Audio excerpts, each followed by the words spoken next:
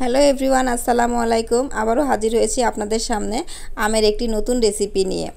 আর আশা করি বরাবরের মতো আমার রেসিপি আপনাদের কাছে ভালো লাগবে এবং ভালো লাগলে অবশ্যই বাসায় ট্রাই করবেন। আর ইতিমধ্যে আমার চ্যানেলে কিন্তু আমের বেশ কয়েকটি আচারের রেসিপি দেওয়া আছে। আর যদি আপনারা কেউ চান তাহলে কিন্তু সেখান থেকে ভিজিট করতে পারেন। আমি আমার ডেসক্রিপশন বক্সে লিঙ্কটা দিয়ে দিব। আর আজ আমি আপনাদের জন্য করে দেখাবো কক্সবাজারের সেই বিখ্যাত বার্মিজ আচার।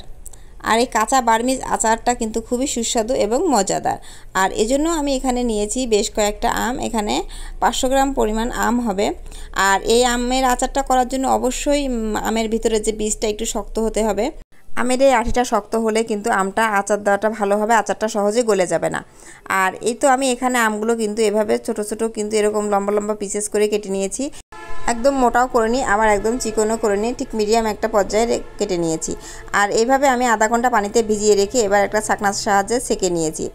আর আমেতে যখন একদম পানি থাকবে না সেই সময়ে কিন্তু আমি এখানে 2 কাপ পরিমাণ চিনি দিয়েছি এবং 2 চামচ ভিনেগার দিয়ে দিচ্ছি। আর এই বার্মিজ আচারে কিন্তু কোনোভাবেই কিন্তু পানি দেওয়া যাবে না।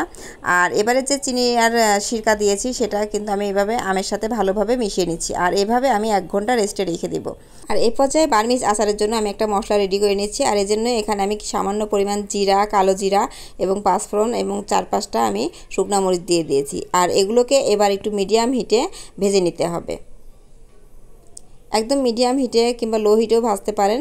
আর যাতে পুড়ে না যায় সেদিকটা লক্ষ্য করে ভেজে নিতে হবে। এবার এই ভাজাটা নামিয়ে রেখে একটু ঠান্ডা হলে এগুলোকে আমি বেটে নেব। আর এদিকে আমি একটা ফ্রাই প্যান রেডি করে রেখেছি। 1 ঘন্টা পর আমি আবারও ফিরে এসেছি। আর এখন দেখুন আম আর এই চিনির মিশ্রণ থেকে কিন্তু অনেকটা পানি বের হয়েছে, চিনিটা গলে গিয়েছে।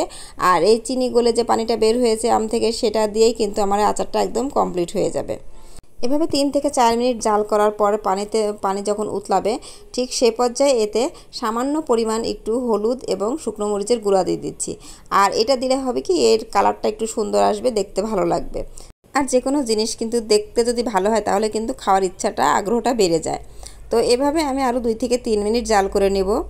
আর এখন দেখুন কালারটা কিন্তু অনেকটা চেঞ্জ হয়ে গিয়েছে আমের কালারটা। আর এবারে যে মশলাটা আমি রেডি করে রেখেছিলাম সেটা আমি দিয়ে দিচ্ছি। আর এই মশলাটা কিন্তু আমি একদম ফিনিশ করে বাটিনি, এটা আমি হাফ বাটা করে রেখে দিয়েছি। আর এতে আমি এবার সেই বাটা মশলাটা দিয়ে দিচ্ছি। সবগুলো বাটা মশলা দেওয়ার পরে আলতোভাবে এটা নেড়ে দিতে হবে। আর আমটা যাতে ভেঙে না যায়, গলে না যায় সেদিকটা লক্ষ্য রেখে কিন্তু আস্তে আস্তে আমটা নাড়াচাড়া করে দিতে হবে। আমি যখন কক্সবাজার গিয়েছিলাম তখন কিন্তু আমি প্রচুর পরিমাণে আচার কিনেছিলাম বিভিন্ন রকমের। তবে তার মধ্যে সবথেকে যেটা বেস্ট লেগেছিল সেটা হচ্ছে এই বার্মিজ আচার। আমের এই বার্মিজ আচারটা এতটাই মজার লেগেছিল যে শুধু অপেক্ষা করছিলাম কবে কাঁচা আম হবে, তখন এই আম দিয়ে আমি বার্মিজ আচারটা করব। আর আমার বাসায় আচার করলে 1 থেকে 2 দিনের বেশি যায় না, তার মধ্যে শেষ হয়ে যায়। তো গল্প করতে করতে অনেকটা সময় পার হয়ে গিয়েছে। তো এবারে কিন্তু আমি সামান্য একটু লবণ দিয়ে দিচ্ছি। আর লবণটা কিন্তু আমি প্রথমে দিইনি, আপনারাও কিন্তু প্রথমে লবণটা দেবেন না, লবণটা একটু পরে দেবেন। একটু পরে দিলে হবে কি আমটা গলে যাবে না, প্রথমে দিলে কিন্তু গলে যাওয়ার সম্ভাবনা থাকবে। আর দেখতে পাচ্ছেন এরই মধ্যে কিন্তু আমার আম থেকে পানিটা যে বের হয়েছিল সেটা কিন্তু অনেকটাই শুকায় গিয়েছে। তো এভাবে কিন্তু এই পর্যায়ে কিন্তু মিডিয়াম হিটে জাল করে নিতে হবে। আর এবার আমি একটা মশলা রেডি করব, সেটা হচ্ছে 2টা এলাচ, 2টা দারচিনি এবং কিছু সামান্য পরিমাণ তেজপাতা আমি একটু ভেজে নিচ্ছি, ভেজে গুঁড়ো করে নেব। আর এই গুঁড়াটা আমি এবারে আমের উপরে দিয়ে দেব। আর এটা কিন্তু একদম লাস্ট পর্যায়ে দিতে হবে, তাহলে কিন্তু এই স্মেলটা থেকে যাবে। তো এবারে মশলাটা দেওয়ার পরে আমি একটু নাড়াচাড়া করে দেবো আলতোভাবে। 1 থেকে 2 মিনিট কিন্তু এভাবে জাল করে নিতে হবে।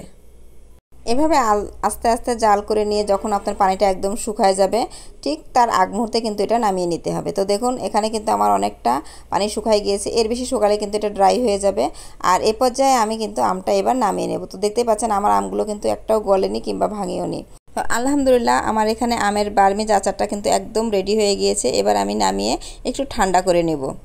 আর এই আমের বার্মিজ আচারটায় কিন্তু আপনারা টক, ঝাল, মিষ্টি সব রকম ফ্লেভারই পাবেন। তবে এই বার্মিজ আচারটা একটু ঝাল হলে কিন্তু খেতে ভালো লাগে।